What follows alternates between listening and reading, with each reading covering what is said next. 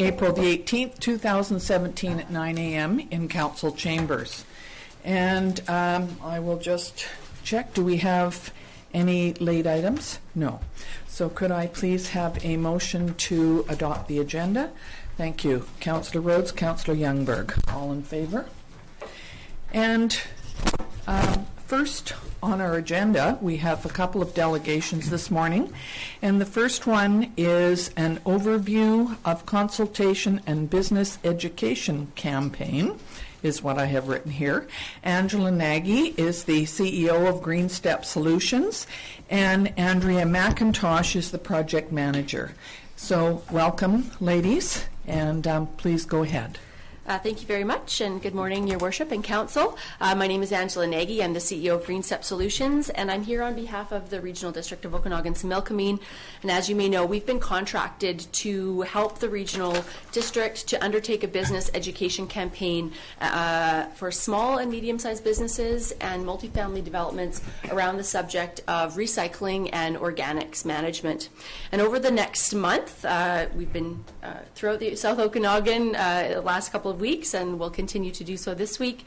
We're presenting to councils, business associations, meeting with local governments and staff, as well as business and industry associations, with the goal of raising awareness and receiving some input about the best ways to ensure really broad engagement amongst your business communities, as well as multifamily developments before we begin our communications and outreach strategy later this spring and into the summer.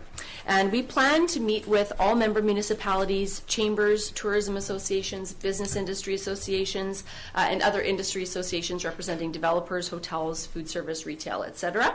We're also meeting with a few property management companies, the waste haulers, and some of the larger commercial customers in each of the communities that may be impacted by some of the consultation and education and could potentially benefit from improved consultation and education around waste reduction. So in addition to discussing the best ways to engage stakeholders of these organizations, one of our objectives will be to verify what existing waste infrastructure is available in your community, as well as recycling and any composting programs that are available. We know that's not widely done anywhere in the Okanagan Valley, but trying to get our handle on what is out there for organics and recycling. The consultation and outreach activities, so once we've consulted with stakeholder groups to figure out what is the best way to consult with and engage the business community, we'll then roll out our plan for doing that consultation. We are going to be doing a combination of one-on-one interviews, some workshops, some open houses, and then some online, as well as some door-to-door surveys and engagement campaigns. And we'll first aim to gain an understanding of what businesses and multifamily developments are currently doing as far as waste diversion, what existing efforts are they undertaking, and then try to understand what are some of the barriers to increasing their recycling and organics diversion, whether they are real barriers or perceived barriers, if it's convenience, those types of things. And then finally, to gauge an understanding of what is their awareness of the existing recycling programs that are available within the communities in the RDOS.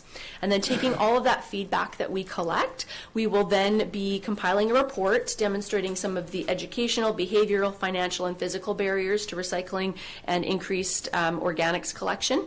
And we'll also be looking at best practices from other communities as part of that report. What are some ways that other communities in British Columbia and beyond have been able to increase diversion of recyclable and compostable materials from the landfills, thereby increasing the lifespan of those landfills and reducing greenhouse gas emissions and other negative impacts from throwing those things away. One of the biggest challenges currently in the RDOS is paper. A lot of paper is still ending up in the landfill, in addition to other potentially recyclable materials. We'll then be looking at what behaviors we can promote and put together some education campaigns targeted at businesses and multifamily developments to help improve recycling rates throughout the communities. So we are offering a couple of things. Number one is some waste audits. So we are doing 20 waste audits throughout the region. We're trying to evenly distribute those waste audits geographically based on population of the communities within the RDOS, as well as through industries. They're free to the participants, and basically we come in, Andrea McIntosh, she's our waste guru. She will be leading the waste audits, and literally we don't quite dumpster dive. We usually get stuff out of the dumpster first, and then we rip open the bags, and we're actually going through everything that's in the garbage and figuring out what's recyclable and what's compostable, as well as looking in the recycling and finding out, are the correct items going into the recycling, or should they be going somewhere else? Are they actually waste? Are they actually something that needs to be taken to a depot, so that we can help those businesses understand the success of their current waste diversion efforts and what the potential opportunities are for improving them.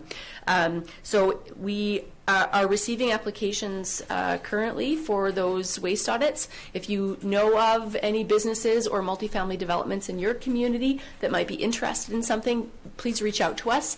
Andrea@greenstep.ca is Andrea's email. And then for more information in general on the business education program, you can contact Cameron Bond at the Regional District of Okanagan-Similkameen in the Public Works Department. And that is it for the presentation, and happy to take any questions you might have.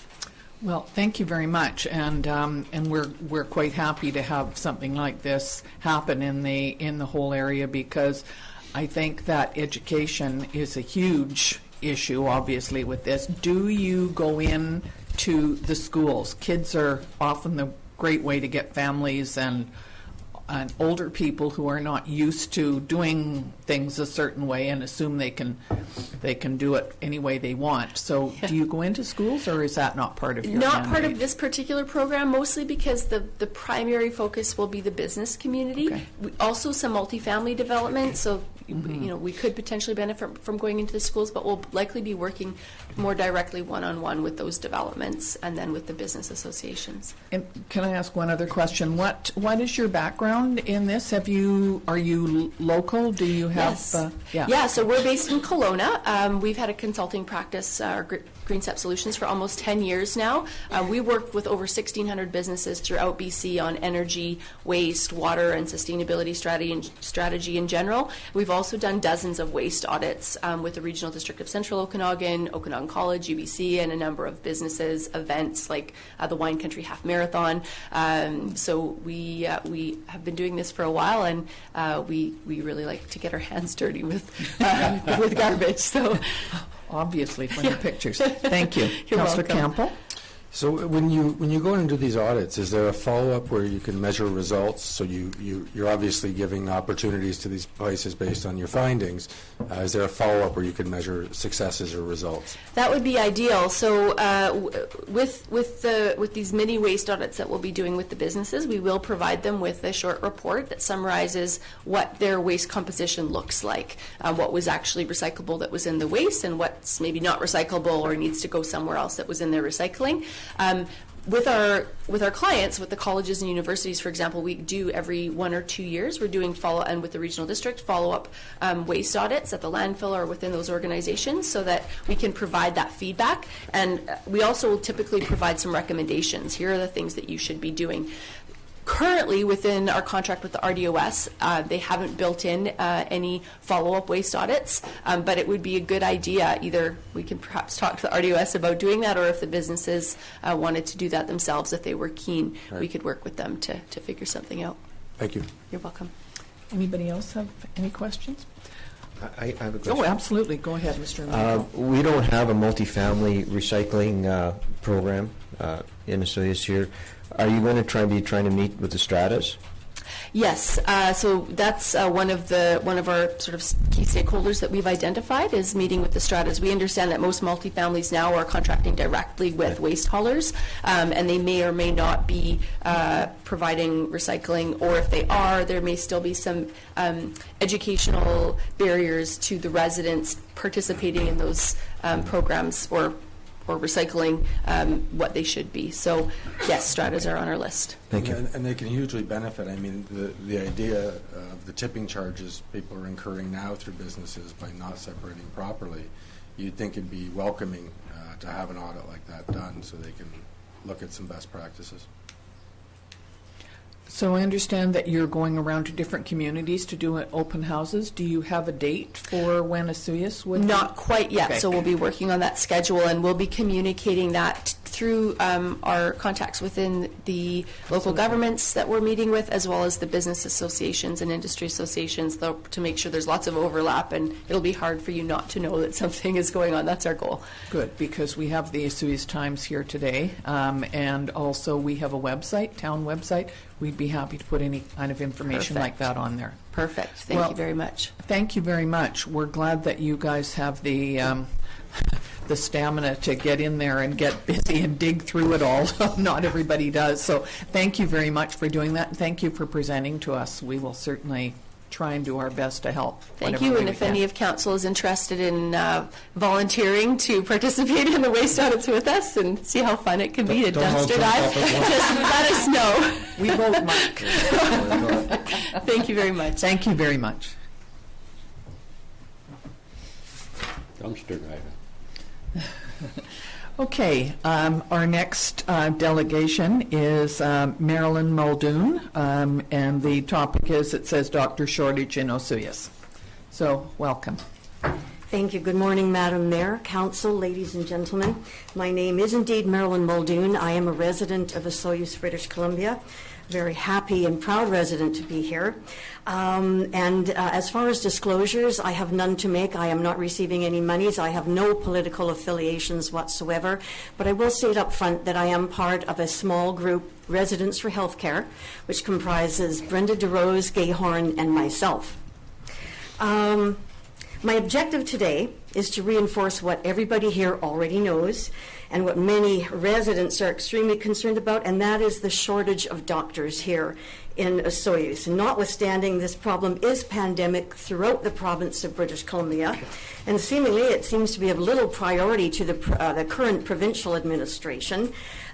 We have been researching some creative healthcare solutions, and would like to share those with you today.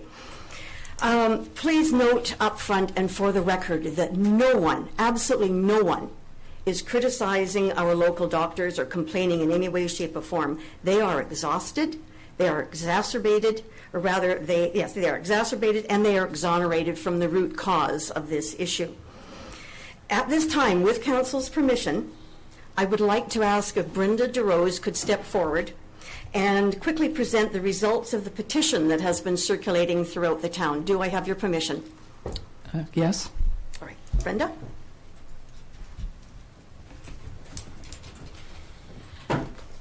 Thank you, Madam Mayor. I have all the copies here. There's a big stack. So we started this petition just under 3 weeks ago, and the total today, however, I have to say there is still a couple petitions out there that we didn't receive because of the Easter long weekend. So the total today is 1,194 Osoyoos only signatures. And that petition was just drawing attention to the dire need, which we are all aware of, the dire need for more doctors. And a copy will go to you here at Osoyoos Town Council, and a copy is going to Terry Lake, the Health Minister. And that's here for you. And there's also a letter here as well that didn't get into you in time. Just making it a priority here in Osoyoos. We have, I have 59 pages that I have not read through yet that came with the petition. That's Osoyoos residents and their personal issues about the doctor shortage and what they would like the town council to do. So I haven't printed those all off. If you would like those, I can print them all off and get them to you. But the overwhelming thing is that they, as a residents of Osoyoos, would like to see a recruiter put in place. So this letter just outlines that wish from the community. So I have copies here for you, Brianne. Thank you. Whatever you have there, could you give them to Brianne, please? Councillor Rhodes, did you have a question? We'll wait till she gets back to the microphone.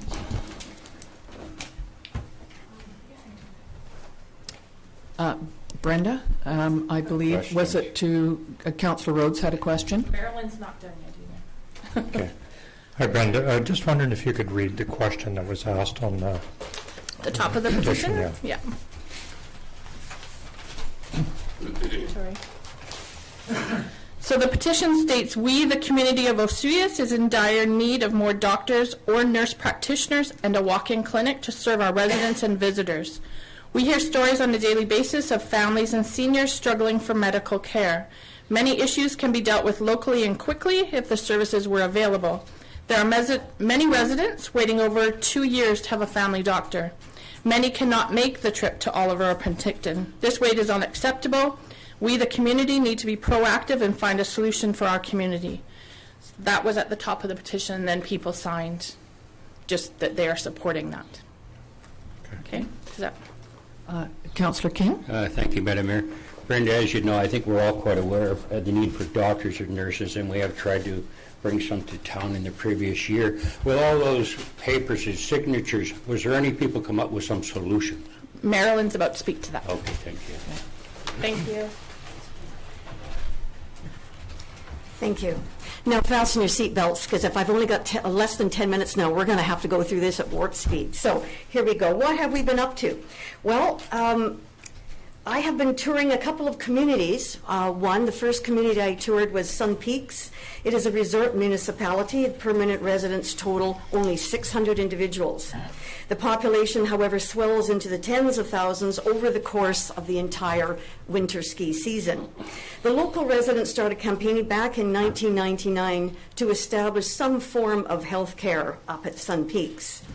The first thing they did was establish a not-for-profit group. Then they commenced fundraising, approaching resorts for collaboration, and within approximately 3 years, they had a functioning walk-in clinic. The land for the clinic was donated by the Sun Peaks Resort at the foot of the ski hill and parking lot. An ATCO industrial trailer was purchased and subsequently fitted up with a reception area, doctor's office, exam room, and washrooms. The clinic is manned by 4 local volunteers and 1 treasurer who looks after the payment and matters pertaining, the administrative matters pertaining to the clinic. And of course, the Sun Peaks draws on doctors from the Kamloops Urgent Care Unit. Of course, these doctors have been previously recruited by Interior Health, and they generously come up to Sun Peaks on a regular basis. In the winter months, the clinic is open 7 days a week, but for only 2 hours daily. The community provides accommodation for the doctors to stay overnight, so they do not have to return to Kamloops in rough weather. And in addition to the doctors being paid, they receive 90% of the MSP billing. 10% is withheld to be put towards the administrative costs of running the clinic. In addition to the doctors coming up and serving, they are provided with ski passes, golf privileges, and family passes to the community pool to make their coming up to the resort even more enjoyable. This has worked out brilliantly. There is a nurse practitioner that comes up, but she is only there twice a month, and she runs a women's health clinic dealing with female-related matters, and she is there Sundays from 9 until 12. She is a volunteer. Notwithstanding she is volunteering, she is also awarded ski privileges. During the rest of the year, the clinic is only open 2 days a week, again for only 2 hours, but we have emergency doctors that staff that clinic, and I can speak to an individual that just had a quintuple bypass who was able to return to his home in Sun Peaks because he was able to get to Kamloops if needed, but could be dealt with by the doctors rotating up there, and it's worked out brilliantly. This concept has worked out so well.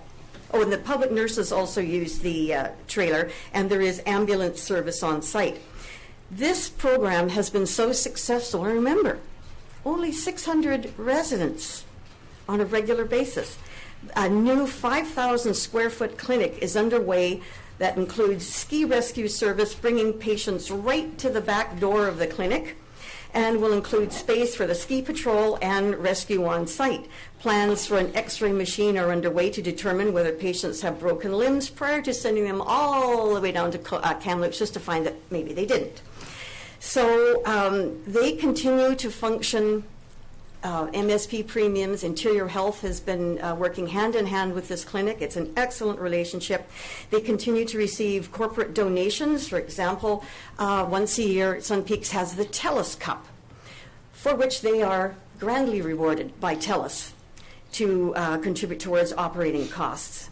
And again, this collaboration between the Sun Peaks Committee, Interior Health, Talk about a little engine that could. They pulled it off. It's a brilliant, brilliant facility. My next little trip took me down to the village of Karamias, our neighbor to the west. Current population is only 1,508. However, they had the foresight to commence campaigning for local health care facilities in 1999. The mayor and council, together with a resident collaboration group, formed a not-for-profit association, hammering out all of the details that the community needed. They went door to door for petition signatures, purchased an entire city block, and once they were satisfied with their outline of community needs, presented their case to Victoria. Several years later, in conjunction with Interior Health, the Karamias Health Center, Emergency Diagnostic and Treatment Center and Facility for Long-Term Care, Assisted Living Care, and Alzheimer dementia units were opened all on the same city block within the exact same complex, which you can walk to through the various doors, no needing to go outside. It's a concept of one-stop shopping was influential in the design. A patient can visit their doctor, have an x-ray, lab work, all done within a few steps, and in addition to the locals, agriculture workers are also receiving care there. They do not have the tourism in Karamias that we have here. They have no lake. They do not have things that are a draw, but you do have the odd tourist that gets an earache or something happens, an appendix might decide to go. The emergency side of things is equipped to deal with cardiac emergencies, stroke emergency, diabetic shock, etc. They stabilize the patients and then they prepare to send them down to Penticton for further treatment if so required. It does not stay open all day. There are 3 beds in Emerge, and there are 8 other beds in the hospital. Sorry, not that many beds, but there are 8 examining rooms. And once a patient has been evaluated and they are stable, they either send home or they are furthered to Penticton before 4:30. There are 4 doctors, permanent doctors in Karamias, 3 of whom live there. They are, and some of them are married with families, children and whatnot, and still Karamias seems to be able to keep the doctors there and happy. They're looking for a further doctor or a nurse practitioner, and they are planning on expanding up to 80 more beds in their long-term care units. In addition to the 8 examining rooms that are shared by the doctors, there is a common office that the doctors share to look after their personal files and matters. And specialists travel to Karamias several times a month to visit with the patients there rather than the patients going to them. They come to Karamias. Also included in this amazing little clinic, the health center, is a dietitian, physio, diabetic nurse, community continuing care workers, mental health worker, etc., all housed at that same location.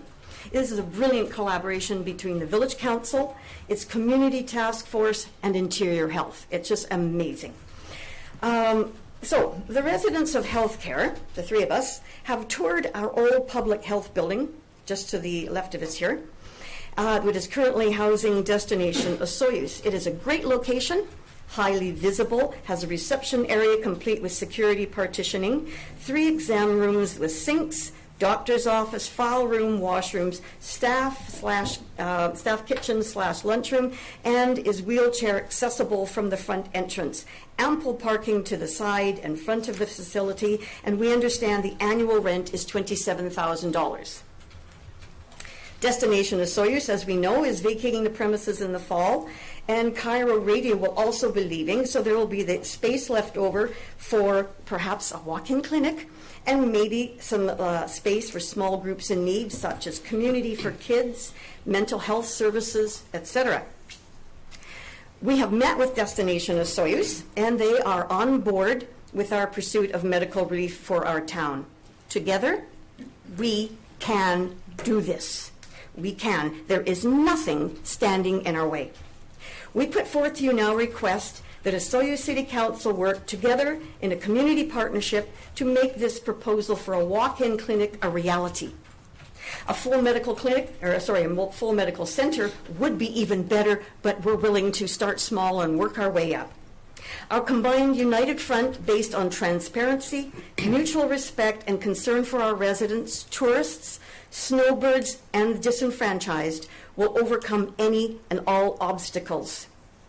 So, I know we have this matter pressing right now about the RCMP, but we feel at this time that the health of the community is more important than dealing with, or than putting it off to a side while we deal with the RCMP matter. Surely there are small communities in British Columbia of 5,000 who have, like ourselves, extenuating circumstances. Perhaps they have different tax bases, etc. But right now, first and foremost, we are asking you, we are respectfully submitting this proposal for council to discuss, and we ask that you give us your decision in writing within the next 30 days, please.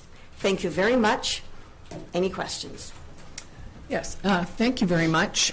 We are always very happy to have citizens and people that have good ideas to bring them forward, so we do thank you. Some of those things we have already sort of talked about and looked at. You No know doubt. No that doubt. Sagebrush Lodge, the old Sagebrush Lodge, has a lot of, it's owned by Interior Health, and Yes. there's quite a bit of room there too. Yes, absolutely. And that It's was a little something off- we'd looked at. It's a little off the beaten track, though. Yeah, well, it was not originally built for that. It was built No, as of course. an intermediate Of care course. facility. Sure. Well, there may be some questions from council. Councillor Youngberg. Thank you. Thanks very much, Marilyn. Great report, and I have been involved in researching a diagnostic center in the past for a few years. And my question is, I have two. Have you met with all of the doctors involved in this community? No, that wasn't possible. I did meet with Walter Despot, the former mayor, and basically one of the driving forces of putting that entire project together. As you know, Walter is a retired pharmacist. He is still currently, although he's not mayor today, he is still currently with Penn Regional, whatnot, on the financial planning committee. A man with excellent ideas and insights, and I think he would be a fantastic contact to I think invite. my question regarding the doctors was they were a major part of the committee that was in place years ago when we were discussing bringing a diagnostic center to Osoyoos. Okay. And it wasn't viewed as a very acceptable solution at that point in time, and they did have the weighing vote. So what I'm asking is that maybe your group would be very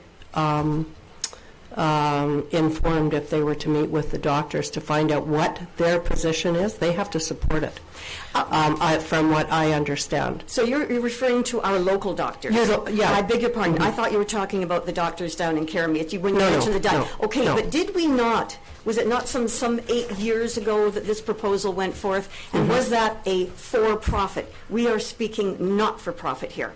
Two completely different elements.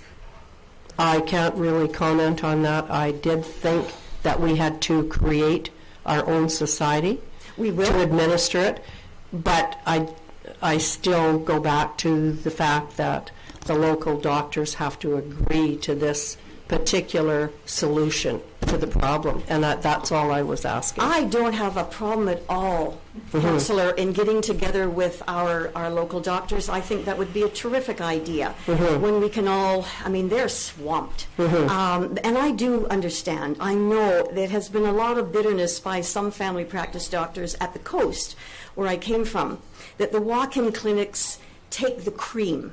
They take the easy things to do. And yes, but you know what? When a tourist is here in town and their little one has been swimming, has developed massive earaches, do we ask our local doctors to take them in? I think that the local doctors just have to support your concept. That Exactly. is, No, and we I will think see. once We will they do that. meet Thank with you. Yeah. For suggesting we will do that.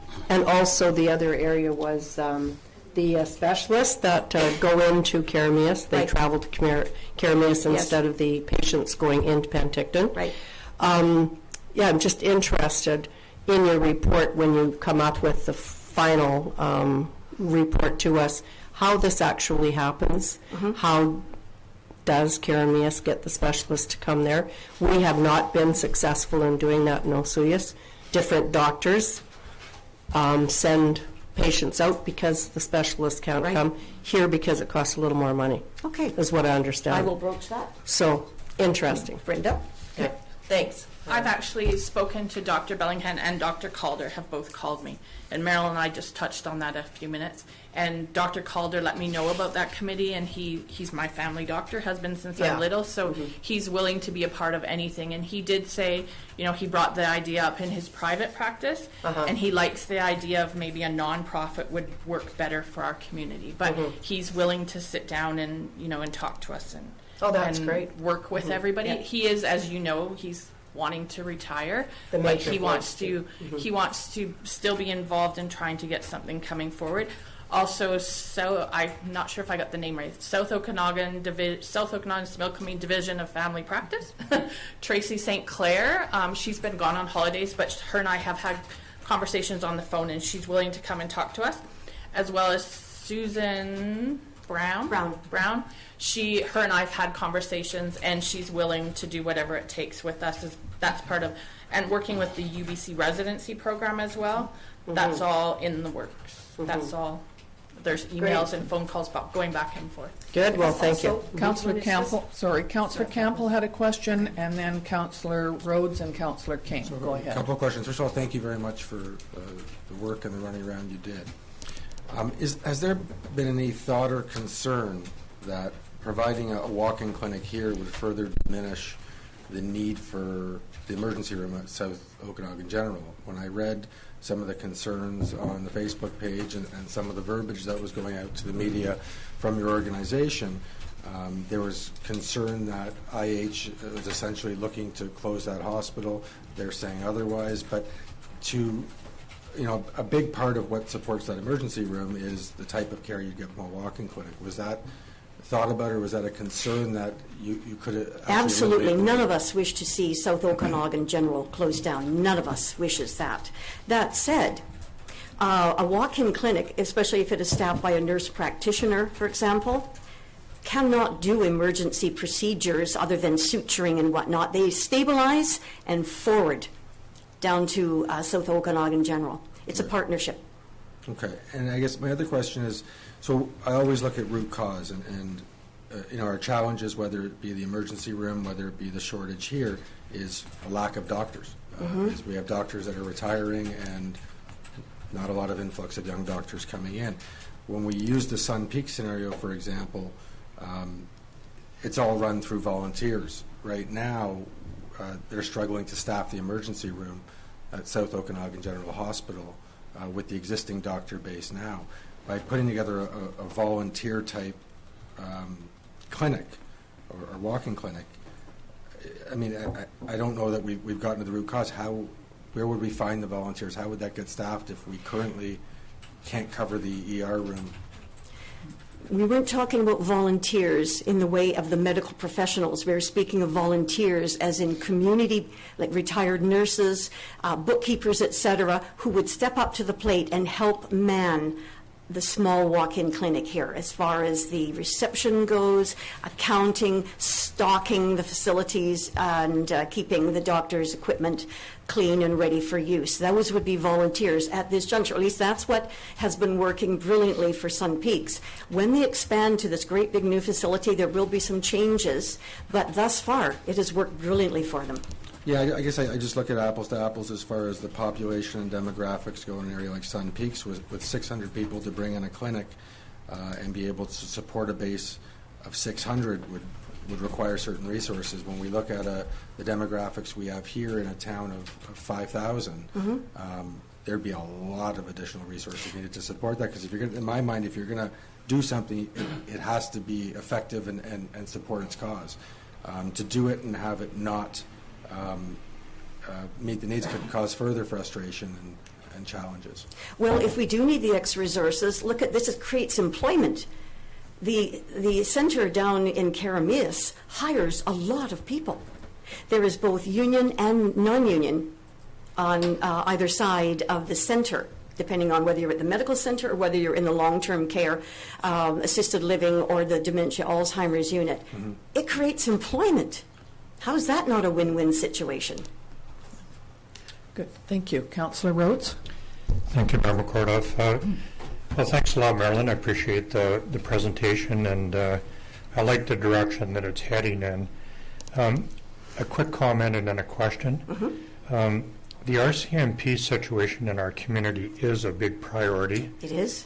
But I think it's important for you to know that this council has not chosen the RCMP over everything else. The situations that you're talking about here have been and still are a big priority for us. So just wanted you to make sure that you understand that we've not picked one over the other. No. That they're equally as important, and we would wish to move forward with We do understand that, solutions Councillor Rhodes. We just want to make it abundantly clear that we feel that we're in a panic situation here. People are waiting 3 years for hip replacements. And in the interim, while people are waiting for care, and BC has the second worst track record in all of Canada for the replacement situation. There are other models of care, i.e. Saskatchewan, that has a brilliant model of care. All of the patients are taken, they're put on a mainstream list rather than private lists held by doctors clutched to their chest, and these patients are pooled, and the first available doctor gets the next patient on the list. You can say, no, thank you, I don't wish to use that doctor. You then wait in line again. But people are suffering. I think you have a high level of understanding with this council, and we would wish to move forward with solutions. And it's not right for me to sit here and speak for all the council, but I think there's a sense around this room that this is a big priority, and we do understand the impact of the lack of medical impact in our community. And may I ask a quick question of you? The RCMP aren't just planning on pulling out if we can't come up with the money right away, are they? They're not just going to abandon us, are they? No, they're not going to. We are glad to continue with care. Good. I wanted to ask about, the question that I had was about the letter, the 30-day request. Yes, please.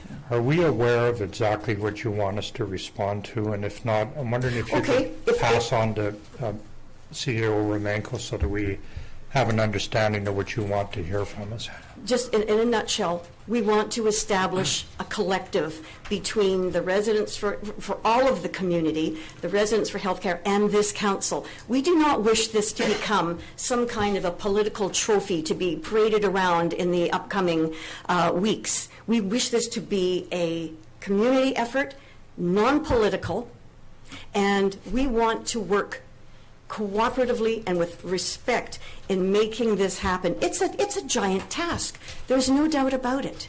And I think all able hands on deck would be appreciated. We just want to know that council is in fact ready to work with residents for healthcare and the populace here in Osoyoos.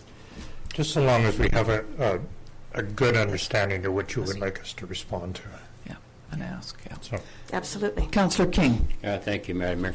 Marilyn, thank you very much and your group for the presentation. I do understand things do get happening when you bring the community together. Right. I respect that. We're all very concerned about a clinic or more doctors. We've been lobbying for over a year that I'm aware of since I've been on council. Not only our town, but every town is in the same predicament, lobbying. The backups for operations, that's a province-wide issue, not just our issue. But just to bring a little bit more conversation to your comments, I have also talked to Dr. Tarr and identified that possibility of the building and hoping to meet with him again on Thursday to try to set up an appointment to see if that building's even conducive. I mean, you've identified the things in there. We're aware of what's in there, but the doctors aren't aware of what's in there. So I just want to add some conversation to your conversation that there is people working on the idea of a walk-in clinic. Whether it comes to fruition will only be the energy of the group in this room plus the doctors to make it happen.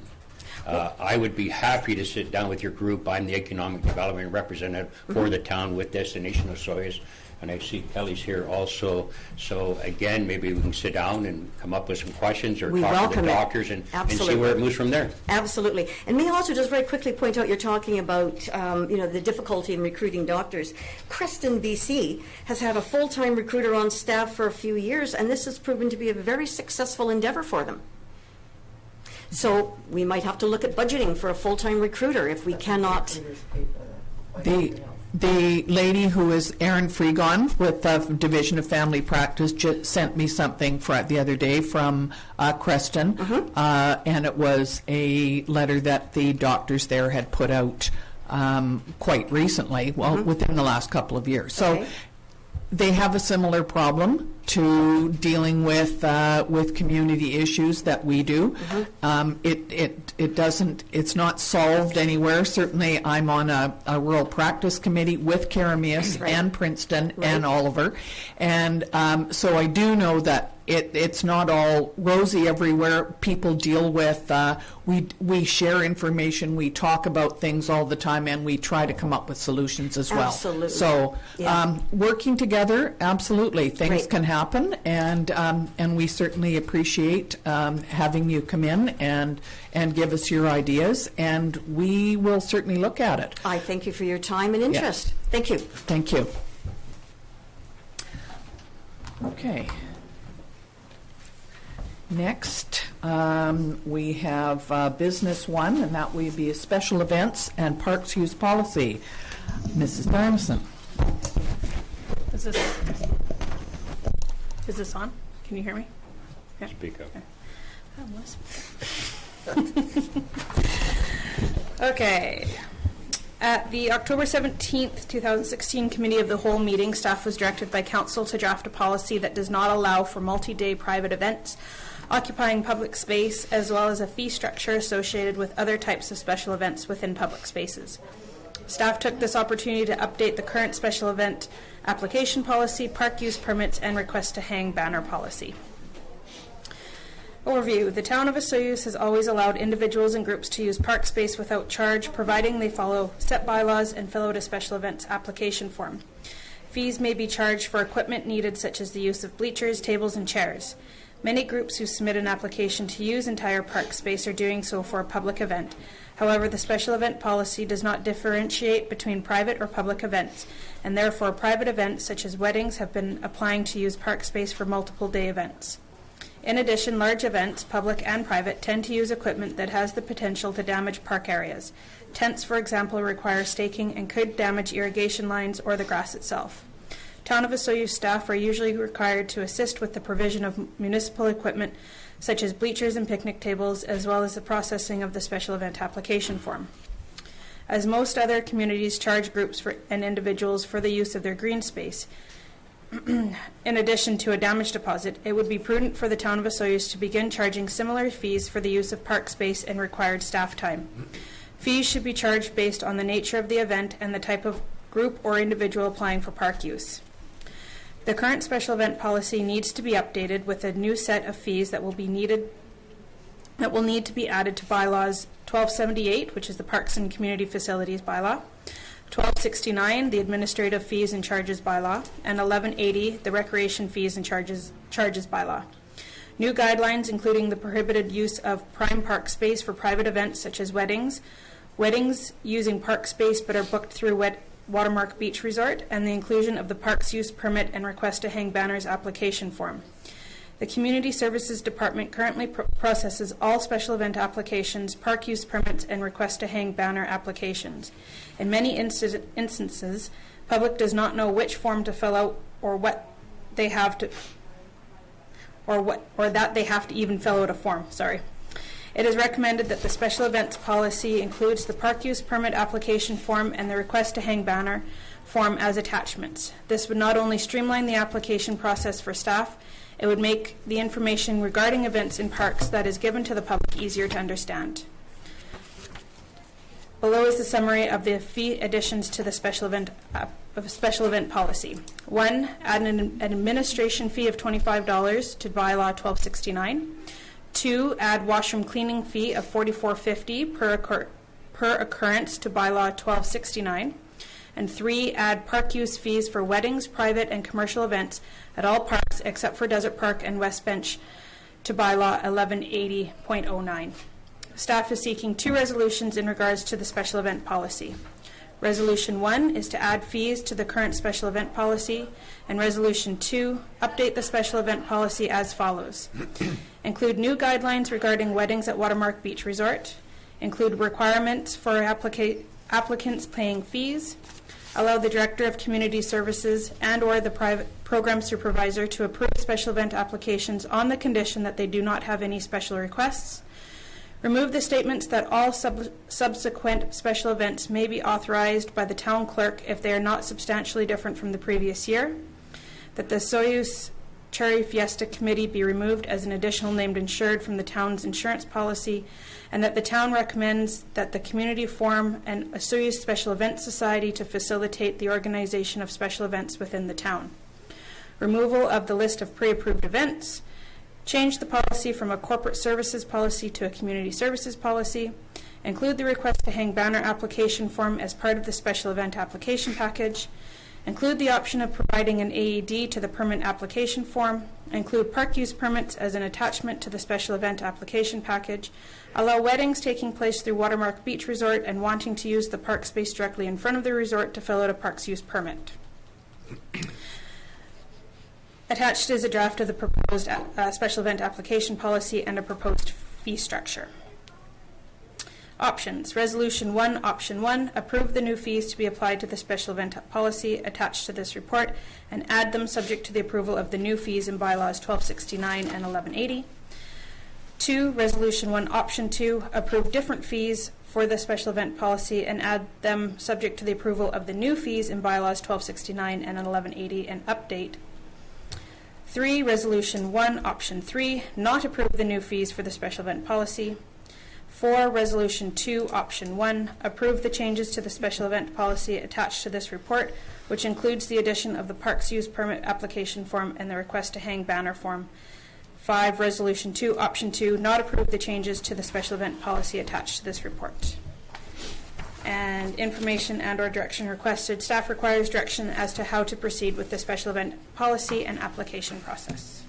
So I apologize because there's a lot of information in there. Thank you very much. And I'm looking at the options and I'm a little mixed up about all the resolutions and the options. So maybe I can clarify a little bit. We're looking at two different things here with the with the policy.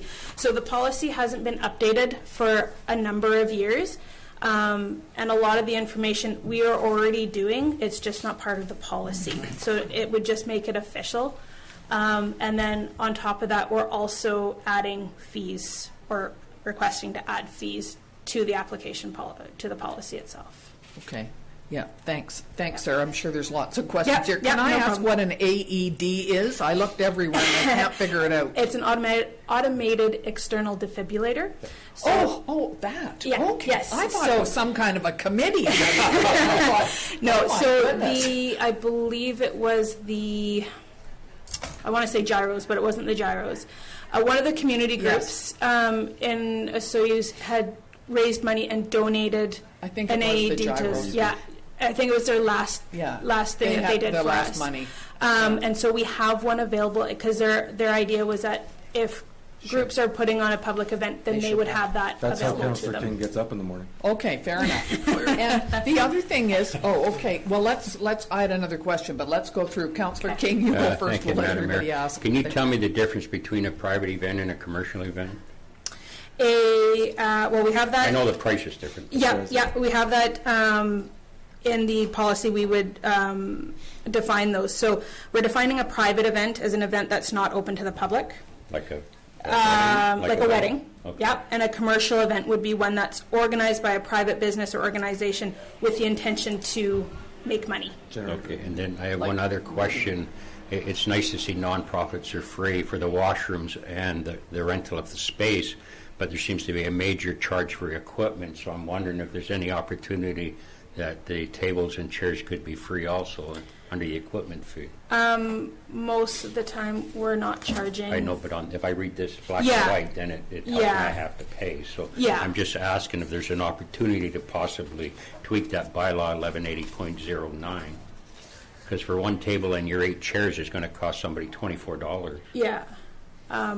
I guess that would be. It looks to me like part of this is that that either Sarah or Gerald would have sort of the ability to look at something and make the decision. But without I don't. I want to take the council. gray Yeah. area Gray out of it, out of the equation for staff's benefit, actually. Yeah. Okay, Mr. so Manco? that's, if I could just interject, that's why this policy is being brought here for discussion. And, exactly. yeah, and so if council wants, if I'm hearing this right, that nonprofit organizations get free tables and chairs, that should be part of the policy so that Okay. you know, that direction is clear to staff. Do you need a motion on that? Well, you can put it as a resolution. Or a and count- resolution? Yeah. I'd like to Yeah, make that resolution. hang on to it, and we'll Okay. go through this first, and Okay. absolutely we can add that. Councillor Rhodes, did you have a question? No. Oh, no, I sorry. don't. Was there somebody else that, Carol, did you? Yeah. Yeah. I'm more or less the same as Councillor King, like $250 per chair. Yeah, that's. Yeah. But $250 per chair. yeah, and that's the tables and chairs have been part of our bylaw for, well, since at least since I've been here, and I've been here 11 years now. So they've always been part of it, and they're just part of our bylaw, fees and services bylaw, We have because never had to pay that. most nonprofit groups, we don't end up charging Okay. them. It's something that we usually just waive the fees. But if, say, somebody's having a garage sale or a wedding or something Yeah. like that, we end up charging them for those. Yeah. So then going forward, our event then would make an application to council to waive the fees, or would they be waived by community service? If it's within the bylaw that nonprofits would not have to pay, then it would just be part of the application process. You're talking based on discretionary, would it be us that approves it? Yes. I hope not. Yeah. Hope So it's them. community services would have the authority. Yeah. It looks to me like that's what's included. Can I ask about the timing? What about, like, I think this whole started last year because somebody wanted to have 2 or 3 days, have a private wedding That's correct. at Gyro. Yes. Is that is not allowed right now? Or is it allowed under certain circumstances? We did not approve that application to have it down at Gyro. Yes. They are having their wedding up at Desert Park instead. Oh, okay. Yeah. And that's fair enough because it's not used quite as That's much correct. as Gyro. So That's that correct. I think Yeah. that makes sense actually. Yeah. And so that's the timing is, it doesn't matter when the timing is, like it's on a weekend or a weekday or winter or summer, or does that have anything to do with it? The bulk of our applications, special event applications, happen from middle of April until July 1st, with the exception of maybe half a dozen. Okay. Though that's primarily when we get, I would say, 85 to 90% of our application forms is for that time of year, and it can be anywhere between, Monday to Sunday. So it doesn't really matter. That also happens to be our busiest time within the community. I know. Within the community up until October. So Can I also ask, why is the Osoyoos Cherry Fiesta Committee, why has that been removed? Is it because they now have to go through the same procedure as everybody else in filling out special events? yeah, Okay. it's a kind of a redundant phrase in there because the Okay. town pays for their insurance Yeah. anyway. Yeah. So some of the phrasing that's in the old policy Just is either changing. redundant or it's not applicable anymore. Okay. Thank you. Councillor King? Yeah, thank you. I guess I was just relating to the chairs after Councillor Youngbird's comment. Have you actually compared prices, say, to a rental place in town? We're way below. Compare? We're way below. They charge more than $250 a chair? Yeah. Wow, okay, thank you. They're nicer chairs than ours. Well, you have some pretty nice chairs, depending on who you talk to. Okay, does anybody have any other questions here? So, Councillor Rhodes. So are you bringing this back to a regular meeting? Is that the plan? or- I think that's Yes, the plan, any yes. changes to, we will bring back the policy for formal approval, and we'll bring back the bylaw changes that are needed for the formal approval process. This was intended to garner discussion and see if council was happy with the fees. If they were, then we would bring them back for the formal approval process.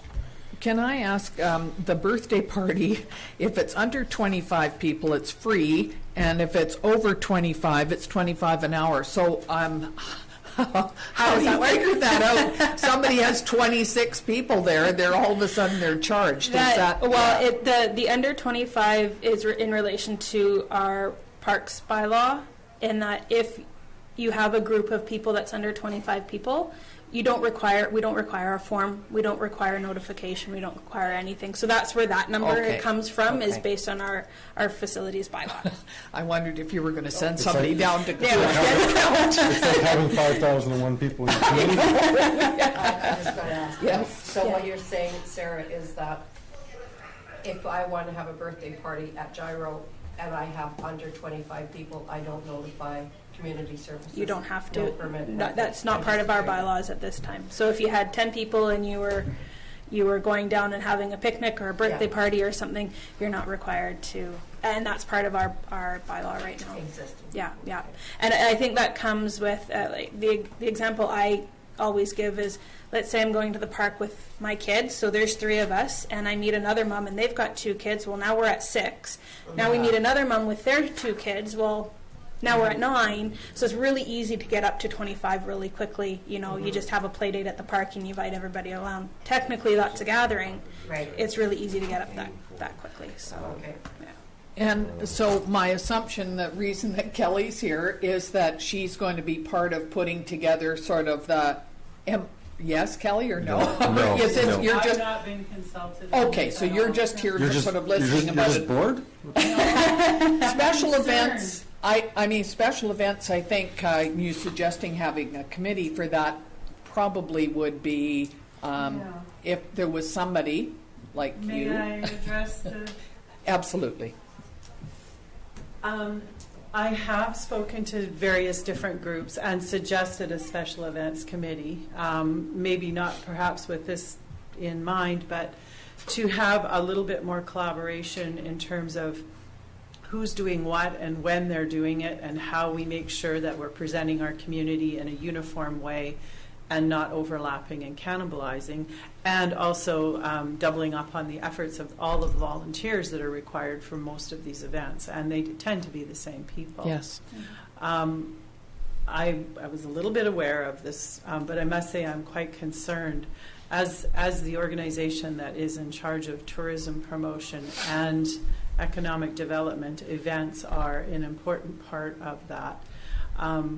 Unless I've misunderstood something, this policy really doesn't suggest that we're open for business. And so that does concern me. I think most of the policy, as Sarah has said, has been in operation. It's just a matter of making sure that we take out things. I don't think this is anything too different than what we've been doing for a long time, and I don't believe that it should be of a huge concern. Well, I guess the prices of things, which I have heard some concern already about, is where my concern would be. I don't think it's unreasonable to want to use facilities within our community and have application processes and rates applied. It's just some of those rates seemed a bit excessive to me. But I'm not officially here, so I guess I feel a little bit because like you I've are hearing, crashed. you've heard this. If you would like to send Council and Sarah comments on that, absolutely. Yes, my intention would be to download this information, thoroughly examine it, and then come back to council members with any comments or questions that I might have. That makes sense. And just as a comment with the fees as well, these were based on similar communities, what they're doing as well, and what their fees are. So I looked at Oliver, Penticton, and Kelowna in terms of their fees. So special events forms, I think, are really essential for us all of us to know what it is that is being done, where it's being done, what type of facilities are needed. And I'll give you an example. I'm a seroptimist and we're having a garage sale. Well, we've always done it for 30 years, never dealt with, just put it on.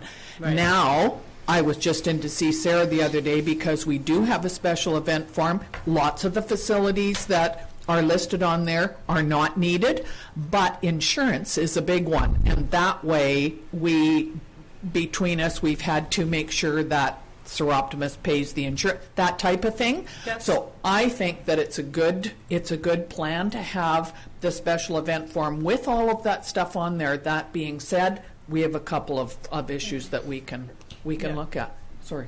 No, I think we could talk about this all day. I do think it makes sense with Jim working with Destination Osoyoos and Economic Development that a conversation should take place, and you've got experience in different communities.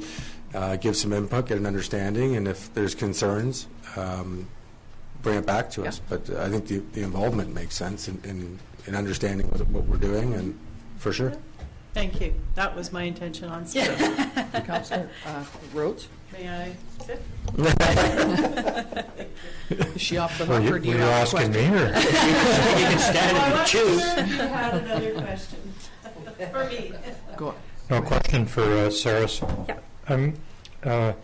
So the policy covers all town-owned property, not just parks, it covers everything. Yep. How do you handle an application for a birthday party of 50 people if they wanted to have it on that piece of property in front of Watermark, for example? Currently, if they are on that piece of land and it's over 50 people, they have to fill out a full special event application form. So I'll give you a really good example. Is there's a lot of weddings that take place through Watermark Beach Resort.